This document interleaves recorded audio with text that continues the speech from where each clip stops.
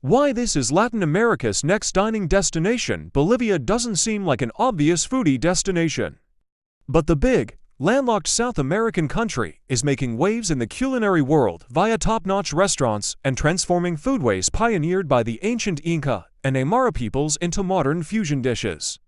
Capital city La Paz boasts 3 eateries, Gustu, Ancestral and Phayawi, currently ranked among the top 100 restaurants in Latin America, and more are waiting in the wings.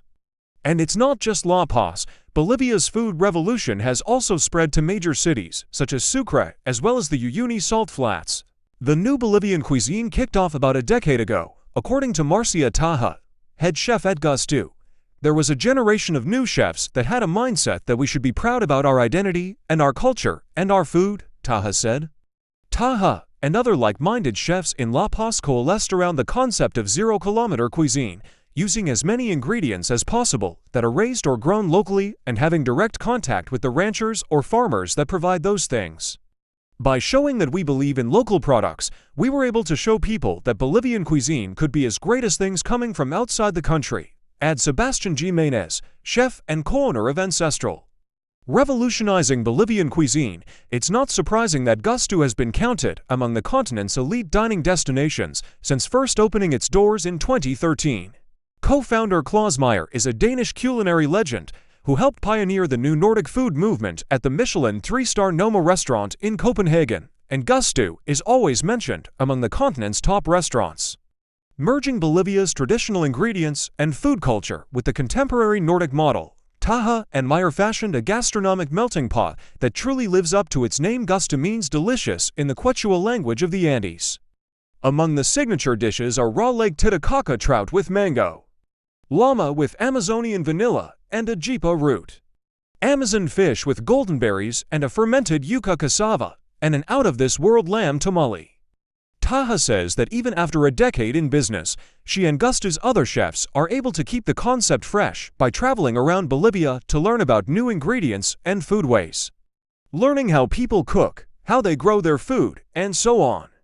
We also give a lot of liberty to our chefs to bring in new ideas, variations on the theme. Located in the trendy Achumani neighborhood on the south side of La Paz, Ancestral occupies a cozy basement location with floor-to-ceiling windows looking out on a sunken garden. The food is new Bolivian with Basque and Nordic undertones, but the concept is open fire or parrilla-style cooking that revolves around the wood-stoked grill and oven. We're inspired by the biodiversity of Bolivia, says Chef Sebastian Jimenez. We have jungle, valleys, altiplano, and very high places. We are also inspired by local products and local techniques. We only use Bolivian products, and we only serve Bolivian wines. But don't expect traditional Andean or Amazon dishes.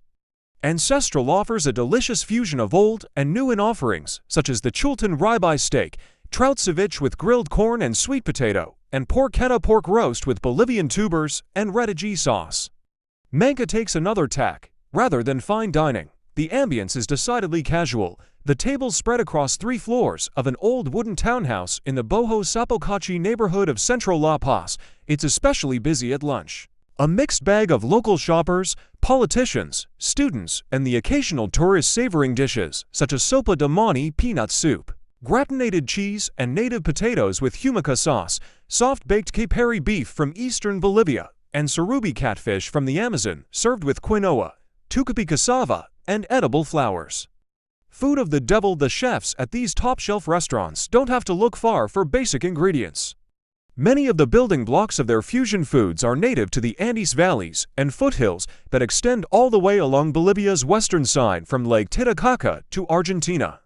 More than 4,000 potato types are cultivated in Bolivia and its Andean neighbors, many of them found in just a single, small valley. They come in various shapes, sizes, colors, and slightly different flavors. Even more than spuds, Bolivians cherish their quinoa. The country boasts more than 3,100 varieties of quinoa, which, contrary to popular opinion, is actually the seed of a flowering pseudo-cereal plant rather than a true grain. An exhibit at the new visitor center in the silver mining town of San Cristobal points out that Spanish conquistadors and padres considered quinoa the food of the devil and banned its consumption as a way to control the local indigenous people. 5 centuries later, NASA declared quinoa the perfect food to grow in indoor greenhouses during long voyages in outer space because of its resistance to adverse conditions, such as growing in the Andes, versatility, and high protein content. No longer vilified as Satan's feast, it's also an ideal ingredient for Bolivia's new wave cuisine. 0 kilometer goes wider. Sucre, the nation's judicial capital in south-central Bolivia, isn't as cosmopolitan as La Paz when it comes to food, but it's gradually catching up.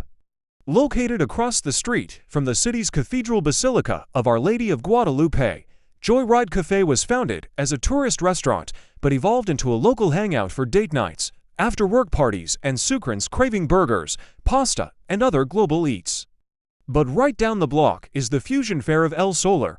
The 7-course degustation menu features dishes such as seafood rice flavored with Amazonian citrus juice, pork belly with pepper sauce, and a creamy puree made from plantain and yuca, and beef loin with shark llama jerky. All of this for 80 Bolivianos, roughly $12. Located in southwest Bolivia, about 300 miles 500 kilometers south of La Paz, the otherworldly Salar de Uyuni is the world's largest and most spectacular salt flat, as well as Bolivia's top tourist attraction. Once upon a time, it was primarily a backpacker destination, but in recent years, more well-heeled travelers and social media influencers have sparked a transformation of the local dining scene. Tikka restaurant at the Jardins de Uyuni Hotel looks ordinary from the outside, but the kitchen creates Andean-inspired dishes that easily match anything found in Bolivia's big cities. Chef Tanier Lopez also uses the term 0 kilometer cuisine to describe the menu at Tikka. Among her signature dishes are a sun-dried, shredded llama jerky with local white cheese and a piquant yellow chili pepper sauce, bubbling calafurca corn soup, and lake trout fillets in a basil pesto lagoon with quinoa risotto.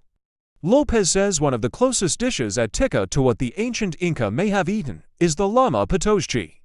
Preparation takes more time than beef. She explains of a succulent dish that resembles goulash.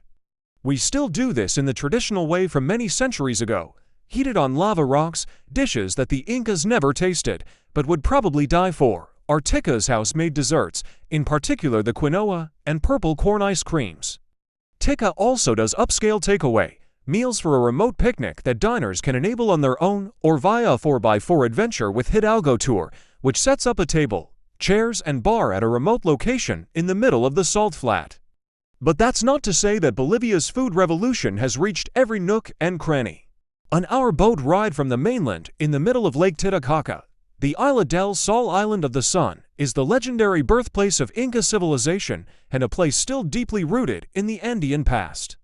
On its open-air terrace overlooking the water, the island's Tacana restaurant serves a traditional Pachamanca lunch that includes llama, lake fish, potatoes, corn, and other locally sourced dishes, not all that different than what the Inca rulers would have eaten during their pilgrimages to the island more than 500 years ago.